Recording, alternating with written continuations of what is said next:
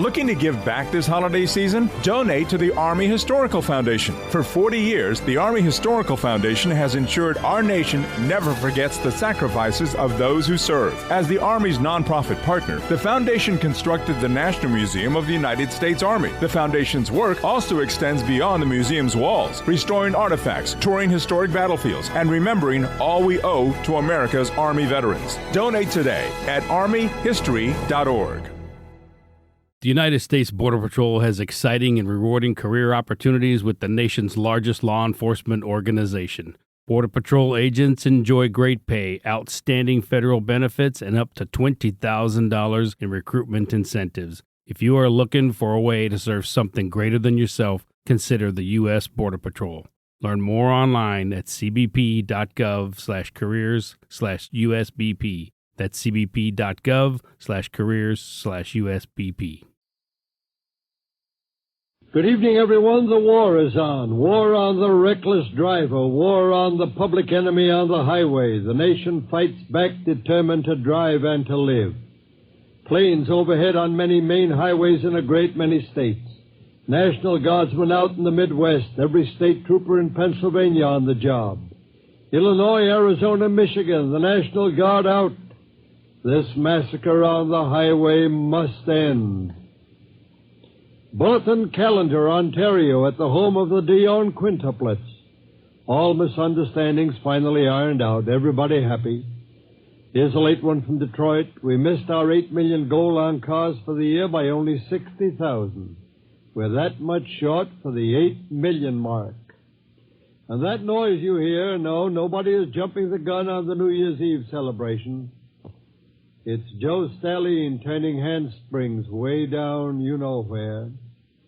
It's Joe Stallion saying, you know, those boys of mine in Moscow, they had me worried for a time. I thought they were going soft on me. Here they were shaking hands with President Eisenhower. They were talking peace and talking about the Geneva spirit. And I really thought they might be getting ready to call it quits and not make any more grabs. And my, oh my, I feel better tonight. They haven't gone soft on me after all. No, sir. When they're willing to pick out the time when the president is recovering from a heart attack to open an even colder Cold War, when they pick out the week of Christmas and New Year to send a shiver around the world and make everybody wonder whether they've got that intercontinental rocket, when they shout peace, peace, peace and deliver those jabs at the same time, I'm telling you, my boys are all right. They haven't gone soft, and they're not letting me down either. That's Joe Stalin's little spiel tonight. And if you've had one possible doubt about the communists being crazy, this is where you lose your last possible doubt. For a week they've abused, insulted, and thrown mud at everybody. What do you suppose Bulgarin is doing now? Giving a great big New Year's Eve party tomorrow night and inviting everyone he called every name in the book. But we've given him something to think about to take the steam out of him. You remember Khrushchev attacked President Eisenhower personally because his Christmas message carried a hope that all captive people would be free one day. Well, he got his answer tonight, straight from White House headquarters. And what do we tell him? We tell him freedom of all captive people is and will remain American foreign policy. Straight, plain, blunt, sharp. And hats off for that kind of talk. Well, Mr. Chairman, I make a motion. For the year 1956, with American boys in uniform standing guard in so many different places on the map, and so many homes where parents will not have their boys home for the holiday, and the whole world holding its breath as it hears of the new rockets on top of all the big bombs.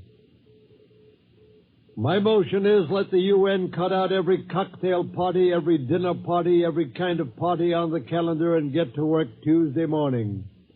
And work and work and work 8 and 10 and 12 and 14 hours a day. And find a way to give this tired, war-weary world President Eisenhower's plan to end the fear of sudden attack by anyone against anyone anywhere on this earth. I don't know how many boys we've lost in training accidents because we're forced to defend ourselves, forced to prepare, forced to make that sacrifice. But every cocktail party at the UN at such a time is a monstrous shame. Every laugh, every joke, every word, every handshake with the enemy. Anything but the grim job ahead is another monstrous shame. The President's plan is, beyond a doubt, the world's biggest and brightest hope for all men on this earth. Let the cocktail parties at the UN wait until it's done. Then those who have to can have doubles. Well, they're picking the biggest story of the fading year 55. I've got mine. The story which nailed down the biggest communist lie of all. The one which said America had to have a war to remain prosperous. You know, only a red hooligan would have a tongue foul enough and a mind diseased enough to say we would gladly trade the lives of our sons for more money in the bank. And when anything cheaper, meaner, more dirty comes out of the mouth of anybody, it'll come out of the mouth of a communist. And my, how that lie has been nailed down. No war and the biggest and best years in world history. Well, I'll tell you one thing. You can have all your pacts and allies and alliances. I'll take the American way of life as our strongest ally and greatest weapon of all. For as long as we can show this to the world, all the red propaganda is a peanut by comparison.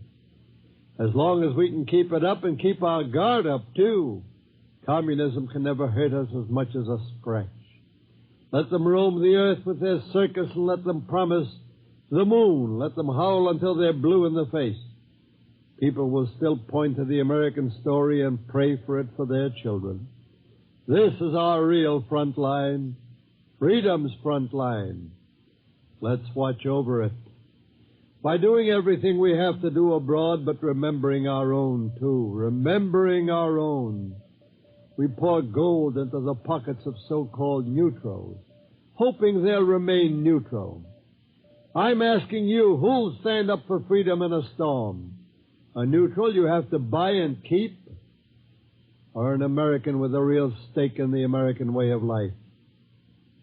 We've got to ring every bell and blow every whistle and pound every drum and hammer on every door in this land and say for 1956, in heaven's name, end this cruel, horrible practice of refusing jobs to people over 50.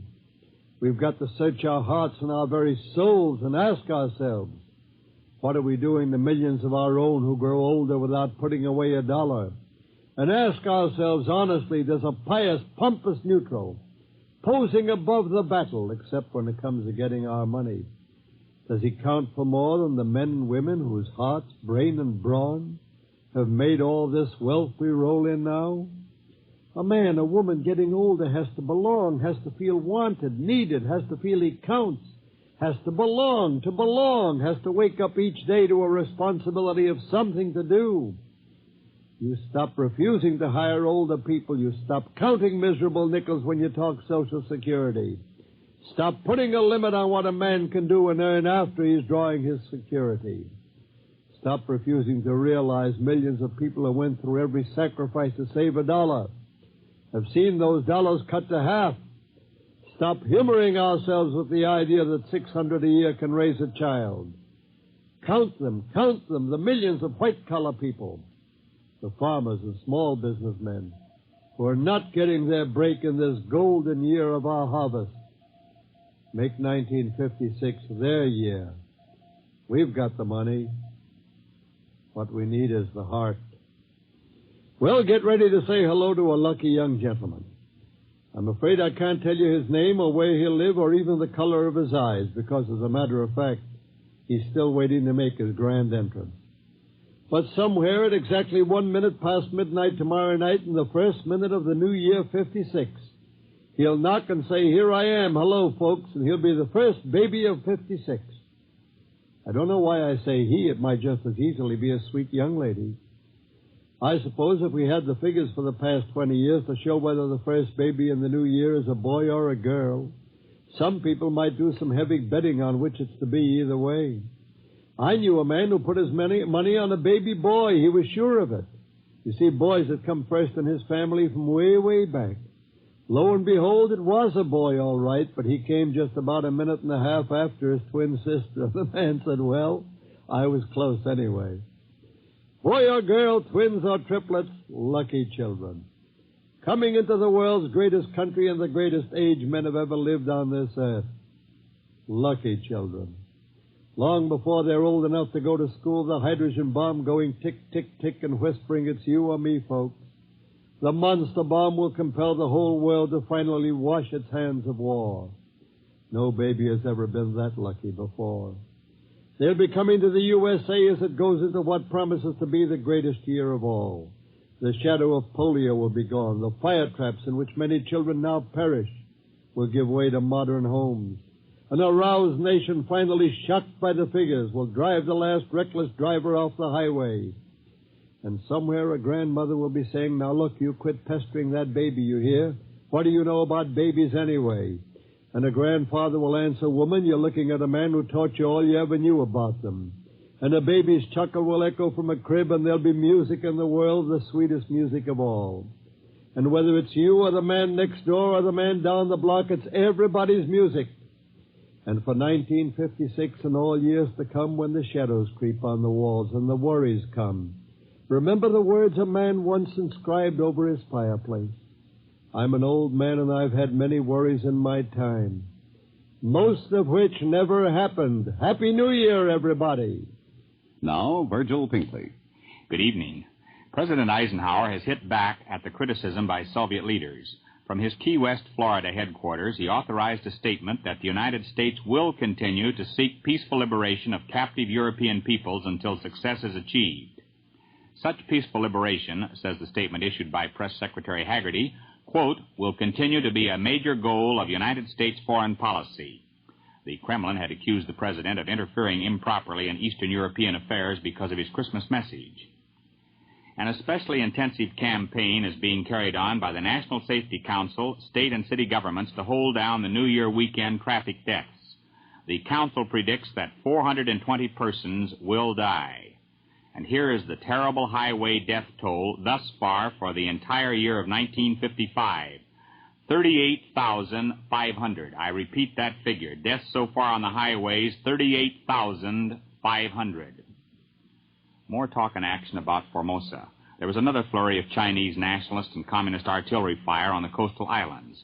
And Premier Otto Gottwald of East Germany has returned to Berlin from a visit to Peiping with a statement that Red China is ready to fight for Formosa. And here's fresh word on farm prices. They have declined again, down 1% in the past month. I'll be back in a moment, but first, here's your announcer. 33 years of honor-winning service to his Pacific Mutual policy owners. That's the proud record of Cesare Marachini of Madera, California. And yet Mr. Marachini is but one of 60 honor salesmen who have been with Pacific Mutual for 20 years or longer. Yes, the fine insurance salesmen choose to represent Pacific Mutual Life Insurance Company. Pacific Mutual, a giant of the Pacific, is an 87-year-old name. But its insurance is modern, flexible protection that can be altered to meet your family's changing needs. Thus, your Pacific Mutual man makes his service to you a lifetime career, giving service that continues through the years. And when you have a claim, he's right there to give service that's prompt, friendly, and helpful to you. So when you think of personal insurance, life, accident and health, retirement income, think of Pacific Mutual and your Pacific Mutual field man. Now again, Mr. Pinkley. For us Americans, Monday will be a holiday in which most people loaf and millions get excited about the bowl football games. But it's a far different day in France, where the hottest national election in many years takes place. The short but extremely bitter and sometimes violent campaign is at a climax tonight. Arms are being waved vehemently, fists are being shaken, an abundance of rich Gaelic names are being hurled about, and there is a national furor over charges by one group that a photographer paid a policeman to shoot down an Algerian just for the sake of a picture. If you're a little baffled as to how this episode has become the focal point of a national election, I'm not surprised. But it points up the fact that the hottest single campaign issue is the future of Algeria. That large area on the southern shore of the Mediterranean is officially considered an integral part of metropolitan France. This is only a political fiction. Algeria really has a colonial regime, and the rampant nationalist feeling among the native residents has led to horrible bloodshed these past 3 months. In fact, the national voting won't be held in Algeria Monday because of the turmoil. Algerian politicians are boycotting their assigned seats in the National Assembly as a protest against French rule. There are reports that a major nationalist uprising will occur Monday.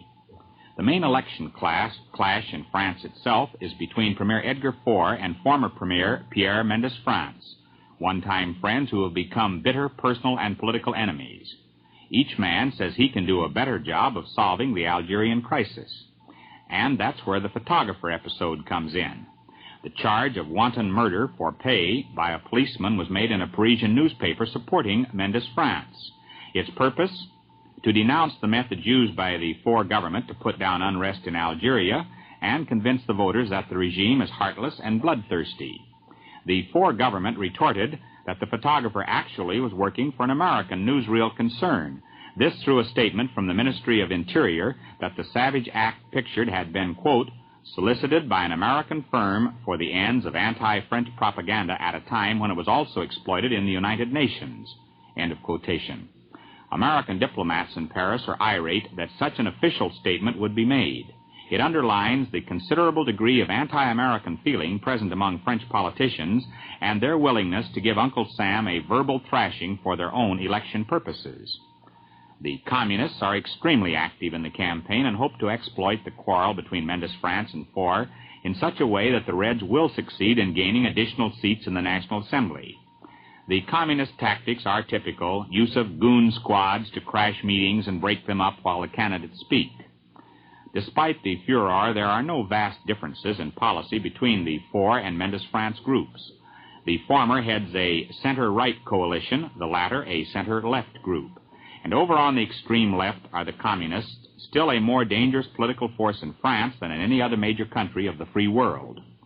Neither coalition is expected to win a majority of the 597 assembly seats to be filled, which means that France probably will have another succession of government changes such as have been going on ever since the war.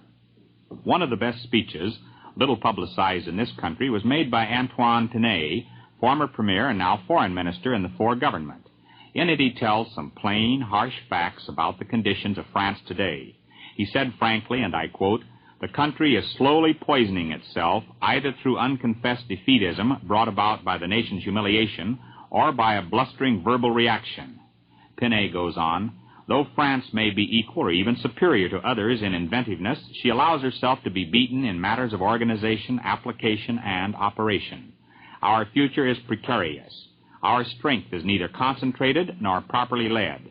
Our nation lacks that high order of impetus which we call a policy." Blunt words indeed from Pinet, and worth much study by the French.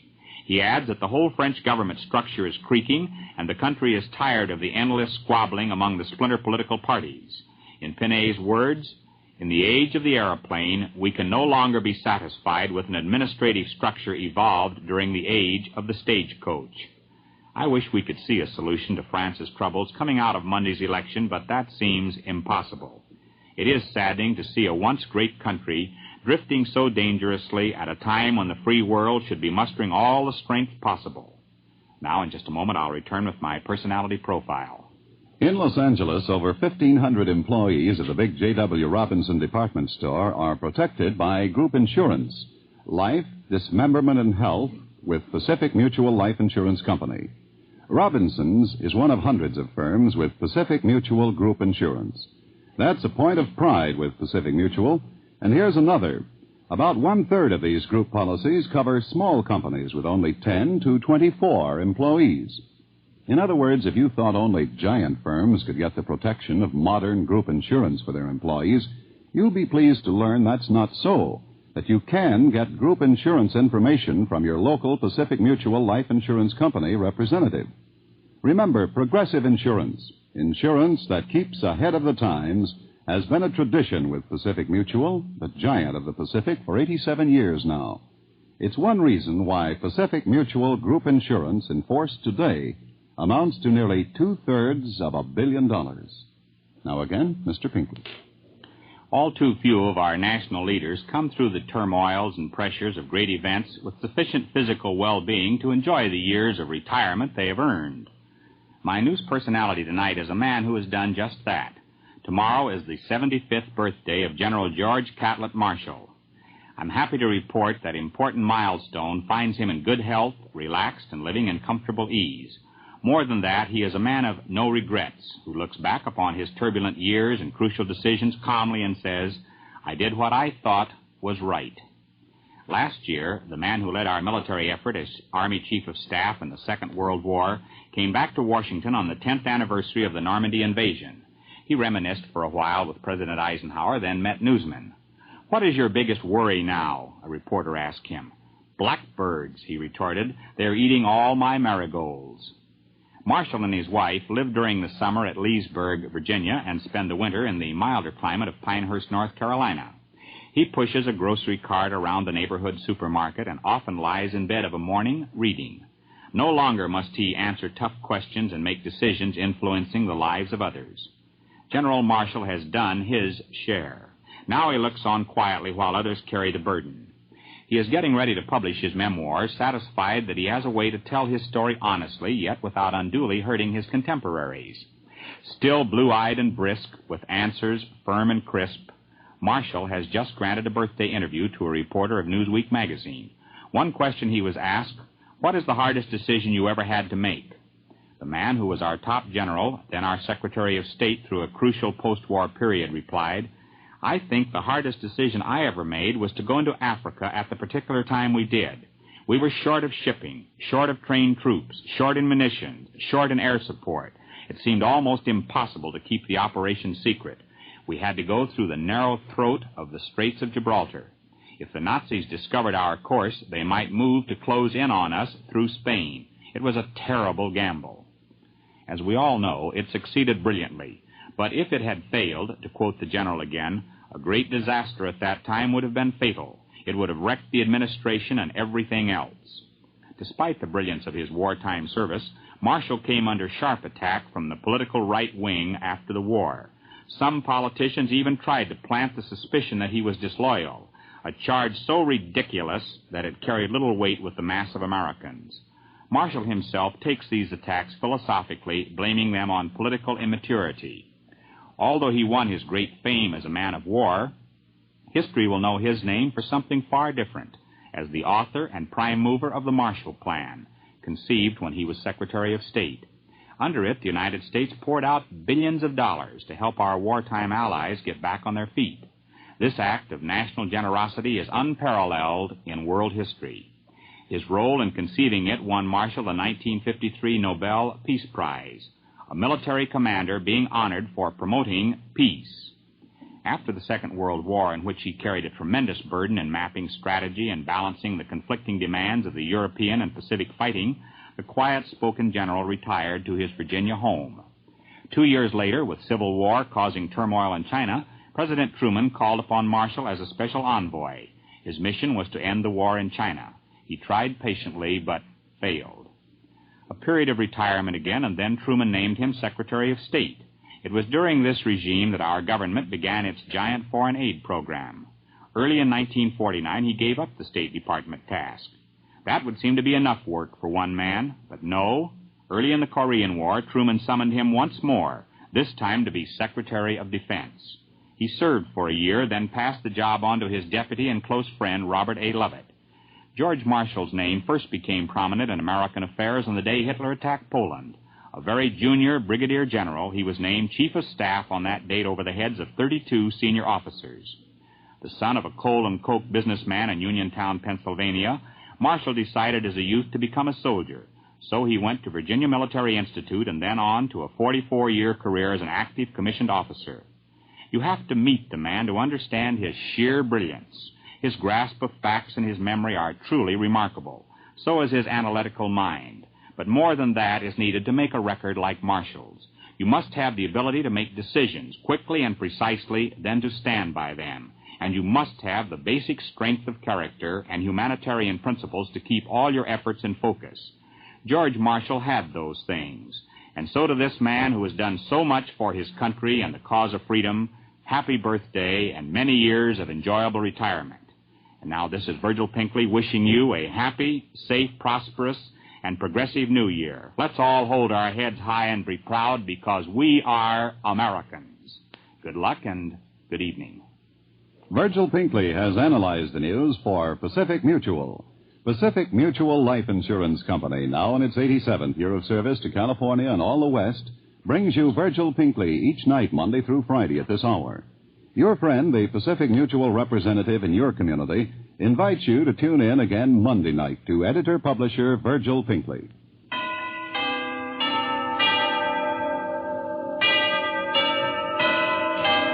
Now, this is Henry Travis reminding you it's Pacific Mutual time, time to insure. This is the Mutual Don Lee Broadcasting System.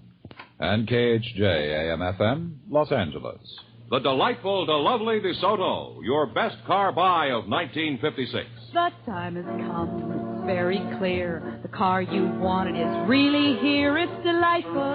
It's the lovely. It's DeSoto. I'm George Fenneman, and Groucho sent me to tell you why DeSoto is the car to buy right now.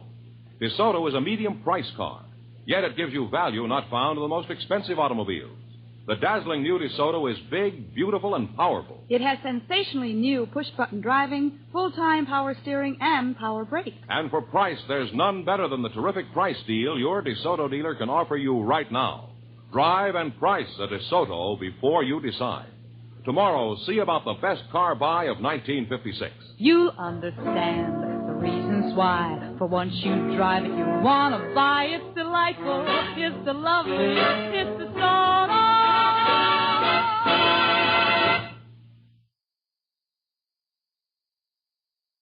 Looking to give back this holiday season? Donate to the Army Historical Foundation. For 40 years, the Army Historical Foundation has ensured our nation never forgets the sacrifices of those who serve. As the Army's nonprofit partner, the foundation constructed the National Museum of the United States Army. The foundation's work also extends beyond the museum's walls, restoring artifacts, touring historic battlefields, and remembering all we owe to America's Army veterans. Donate today at armyhistory.org. Lucky Land Casino, asking people, what's the weirdest place you've gotten lucky? Lucky? In line at the deli, I guess? Aha, in my dentist's office. More than once, actually. Do I have to say? Yes, you do. In the car before my kids' PTA meeting. Really? Yes. Excuse me, what's the weirdest place you've gotten lucky? I never win and tell. Well, there you have it. You can get lucky anywhere, playing at LuckyLandSlots.com. Play for free right now. Are you feeling lucky? No purchase necessary. Void where prohibited by law. 18+. Terms and conditions apply. See website for details.